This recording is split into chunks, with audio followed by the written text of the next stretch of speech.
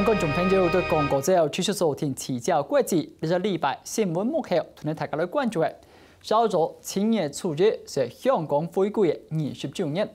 喺20年當中，香港發生哪啲改變？只有哪啲運動發生嘅改變，什麼實現？今日節目地圖為大家繞長度對97年前後如何是對香港教科書做過研究嘅台灣師範大學嘅楊聰忠楊教授嚟到節目現場。楊教授您好。大家好，各位觀眾朋友，大家好。謝謝老師再一次來到我們節目的現場。那首先，剛好我們因為老師的經驗，你在97年後剛好在香港待了將近5年的時間，你有教學的經驗，有研究的經驗，有生活的經驗。能不能先請老師講一下這個97的轉變？你剛好人在現場，那經過這20年，就您的觀察，香港有哪一些改變？那你怎麼看待這個改變？是從大的方向來講，當初這個1997年的那個政權轉移回歸在國際上是高度讚譽的，認為說這個一國兩制這個 one country two system 能夠保持兩個系統的這種好那個順利的運作，那是一個很精巧的一個安排。對，當時我還記得他們講是 peaceful and smooth。對。所以就說這個基本上在就說97的這個過程裡面算是過渡順利，而且就說你可以說香港人多數的民意是肯定一國兩制，肯定這個香港基本法。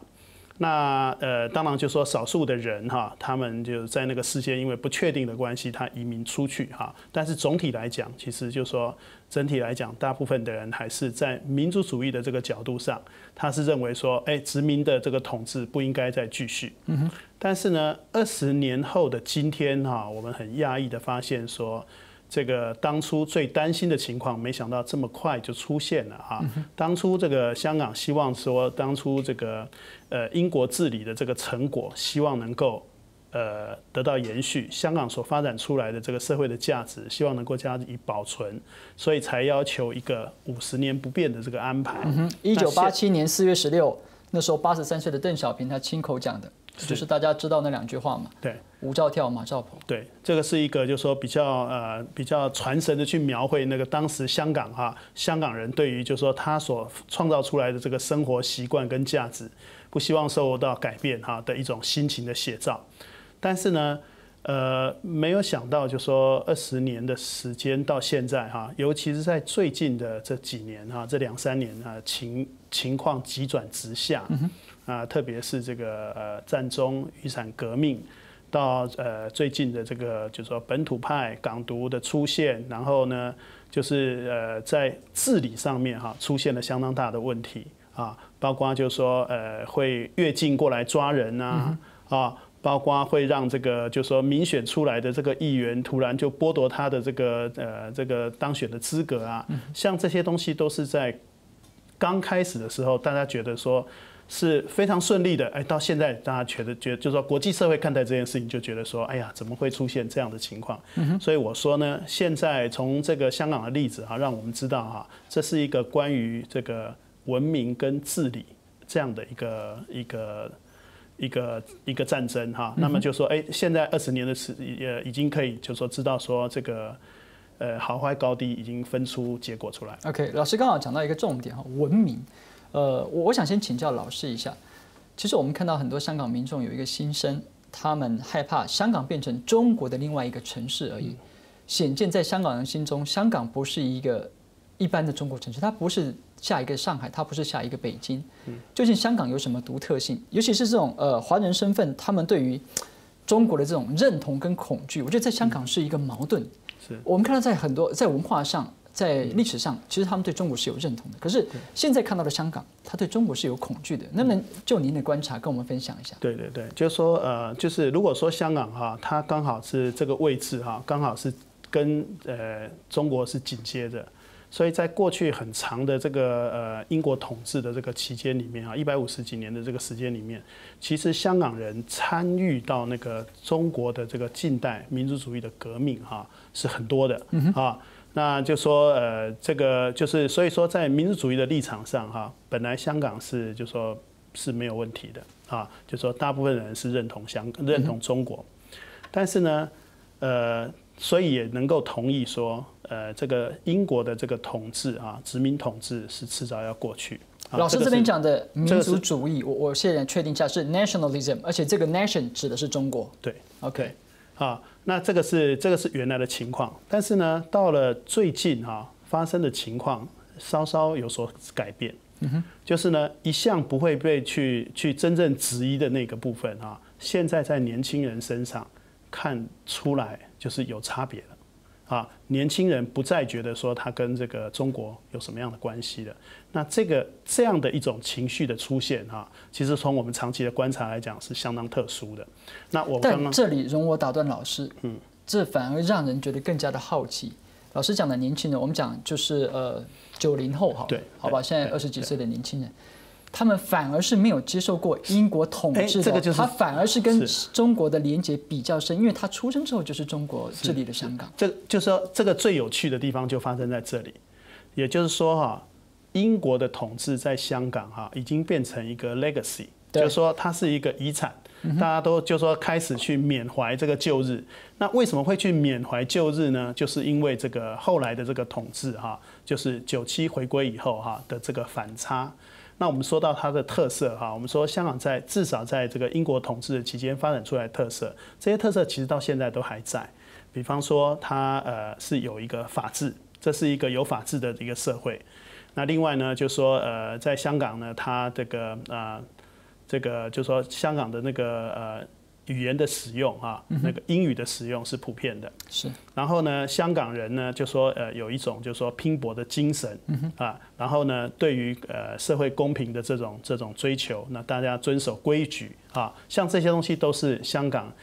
原来有的特色。那么只是说在后来的这个发展里面，大家觉得说这些东西呢慢慢被轻视了，那才会觉得说，哎呀。原来在那个时候，在缅怀那个过去的这个殖民统治，所以它所出现的这个反差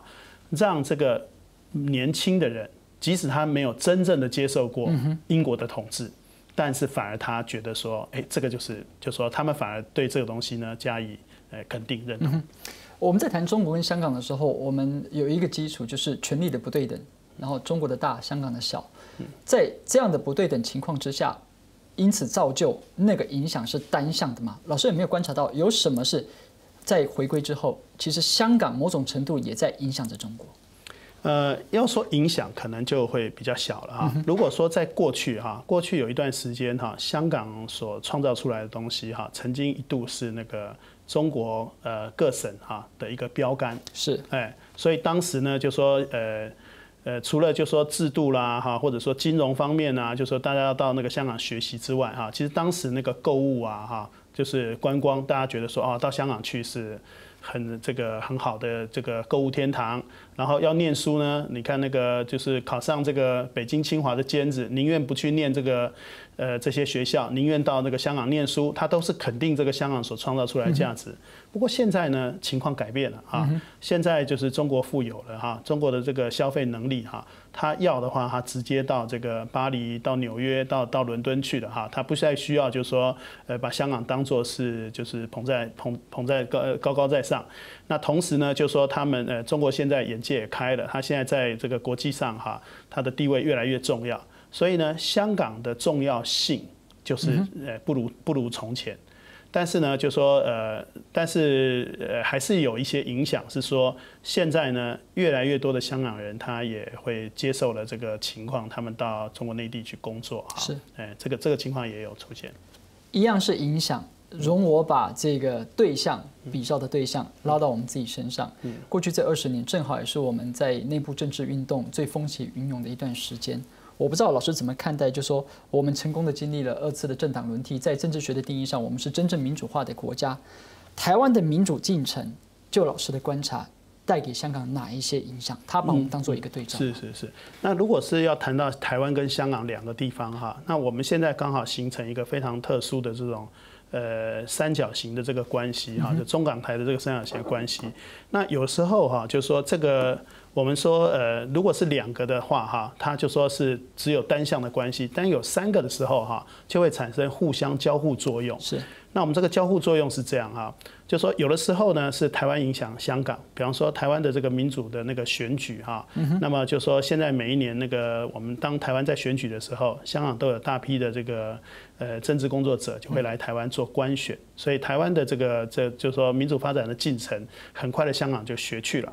但是呢，其实我们也有互相的选举，就是互相的影响。就是香港发生的事情呢，再来就影响到台湾。我们拿另外一件事情，就是说，当时他们的中学生去反对这个洗脑教育，就是他把那个国民教育就说反洗脑教育这个运动。那这个是从香港这边开始。那后来呢？在台湾呢，我们的中学生也有这样的那个反。中一中的学生先跳出来。对，所以就说实际上这个相互的影响已经是形成一个很明显的态势了。另外一个很常被大家提到的例子，我不知道老师认不认同。如果没有3·18学运，就没有雨伞革命。可以这样说，因为那个当初那个战中运动本来那个战中30提出来的构想他们比较像是就是说一天式的这种快闪的活动出现，然后就离开，因为这是因为香港一般过去的这个运动的形式你不太可能要一个那个运作快速的那个工商社会整个停下来。但是后来那个3·18的这个形式让他们觉得说他们要用更长期的方式来去做这个抗争所以这个的确很清楚的，就是说3·18这个气氛刺激了这个香港这个就是它的这个运动的形式。而是除了形式，比方说我们在太阳花运动里面那个精神。某种程度是把它视为典范，重新在香港再操作一次吗？毕竟我们面对的对象不一样。对，就是说，其实就是因为港台我们经常会拿来相提并论但是呢，我们说它的那个性质是不同的。我刚刚讲过说，在香港这边，它的主要问题是治理的问题。那么在台湾呢，主要的问题是主权的问题，所以它的性质是不相同的那但是呢，就是说它的这个精神也许会互相影响。但是我认为，就是说这刚好是不幸的原因。就是说，在台湾呢，发生像3·18学运这本身是要做结构的调整。对。那么就说在香港，他们看到这个情况之后，他们的战中运动也是希望做这个结构的调整。问题是说。因为它是一个被中国的这个治理就说中国直接就说已经控制这个地方的这个情况下，到最后呢，中方所选择的方式是完全不动，而且是更加就说基本问题是更加严厉的。是。那在这个情况下，它不但没有办法撼动那整个结构，然后呢，反而造成现在一个僵局，就是三输的僵局。是。就是香港的民众也输，香港的政府的威信也失，那么这个北京方面他的信誉也不在所以就说目前这个僵局是急转直下是让人觉得始料未及的。OK， 谢谢上半场的时间，杨教授带给我们这么深入的分析。你观众朋友先歇困下，讲之後大家都對緊每張每啲，即係你也看到香港每一種長途有可能係南北部對台灣發生的事情，用半片面先了解下，你去展開。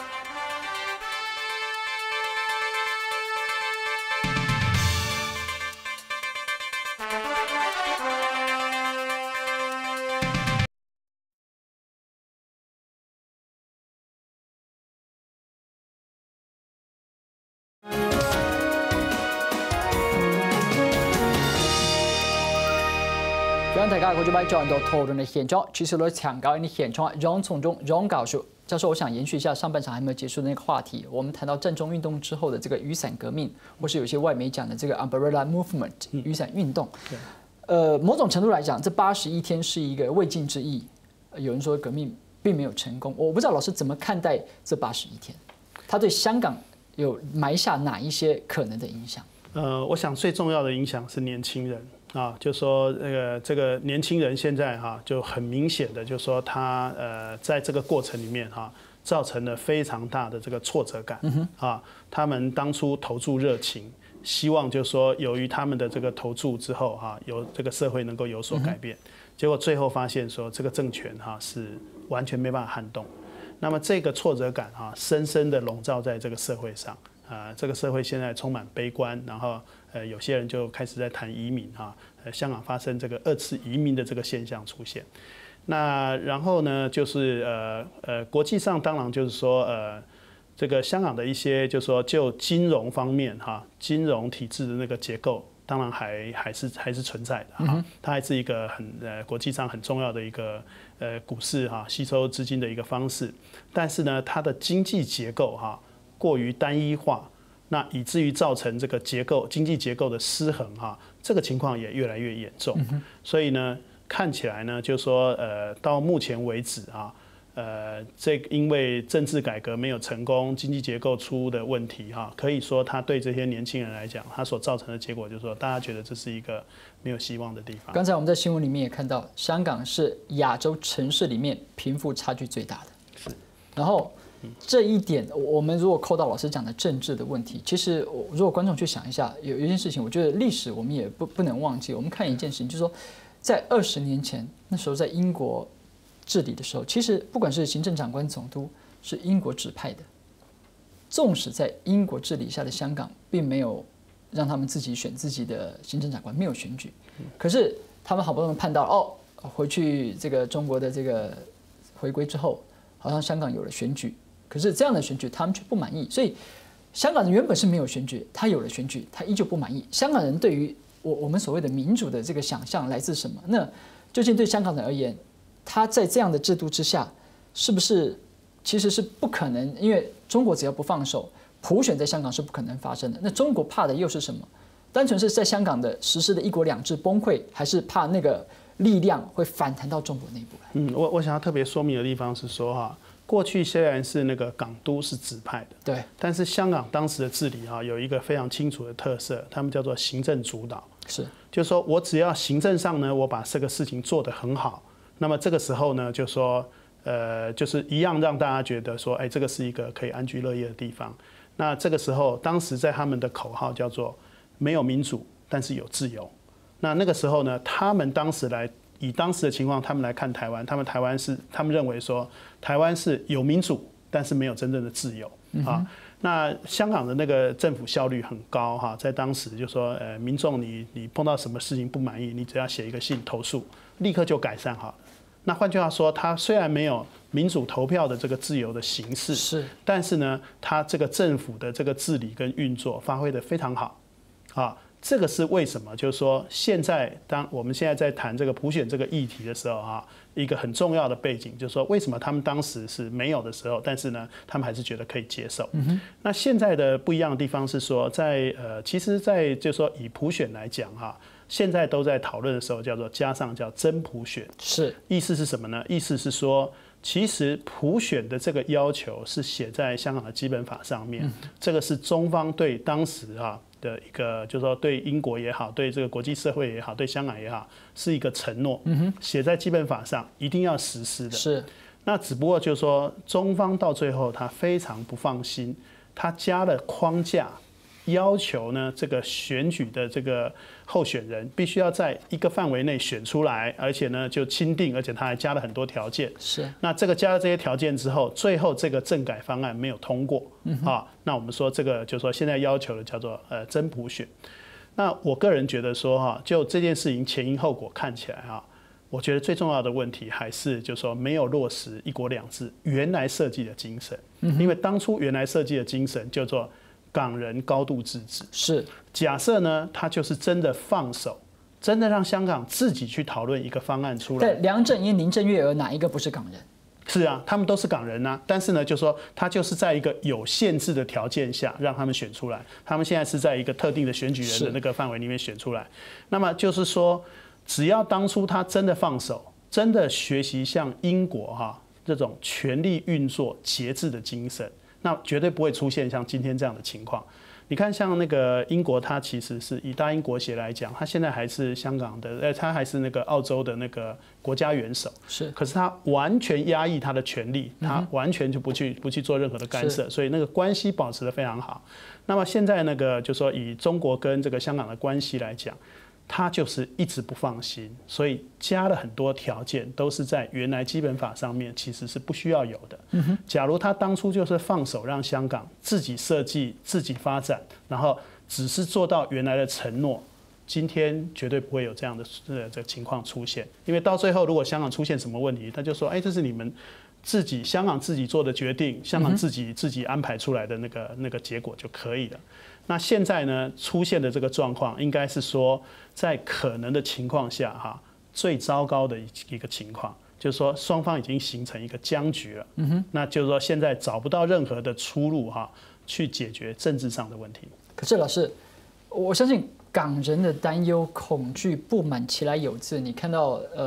被抓捕、被软禁，然后被监控、被失踪，这些东西本来不该出现。是说句实在话，就是说以当初的这个设计或者说早期香港的繁荣，其实都是因为它严守着那条界限。那就是说不要把这个就是说中方的势力伸到中国境内。但现在呢，就是说不只是权力透过中联办，透过各个方式就直接伸进来。那现在呢，就说红色资本、红色资金也通通都进到这个香港这边来了。那这个已经让原来这个当作是自由市场、自由经济的典范的这个香港，其实已经失掉，就是说当初一国两制的设计。原来的设计就是希望说，它还能够保持自由经济，变成是世界上自由经济的典范。那现在这个东西已经。可是老师，好玩的是，我们讲几个数据比方说讲经济成长好了，事实上香港的经济并没有在中国回归之后开始出现衰退，在经济数字上还是香港是好的。然后很好玩的，大家可能没有想到一件事情，香港居然是2016年世界各国比起来平均寿命全世界最长的地方，而且大家以为这会不会是香港的数据？这是日本厚生劳动省他们的统计，香港的男性81岁以上，女性87岁以上，就是说，我们就健康，我们就香港人生活的状态，我们以为经济也好，我们以为香港人过得好，可是我们看到香港人所表达出来的是，他们过得很不好。是最大的问题就是这个贫富差距本来就是一个世界上贫富差距非常严重的地方，但是现在在这个情况之下大量的那个中资进到香港，把这个香港的楼价炒得更高了，而且是无以想象的高。所以，任何一个年轻人，当他开始要踏入社会的时候，他都觉得说，他在这个社会生存是毫无希望。他可能一辈子就说怎么样缩衣节食都不可能买一个房子了。那这个情况下，当然会有这些年轻人他就把过去的包袱完全丢掉开始就寻求新的可能性。在过去，大家认为说，没有任何社会基础的这个香港独立这样的主张，或者是说，就是这个，就说这种完全把过去抛开的这样的想法现在在年轻人是很普遍的。这个现象都是因为，政治改革没希望，然后那个经济结构失衡造成的结果。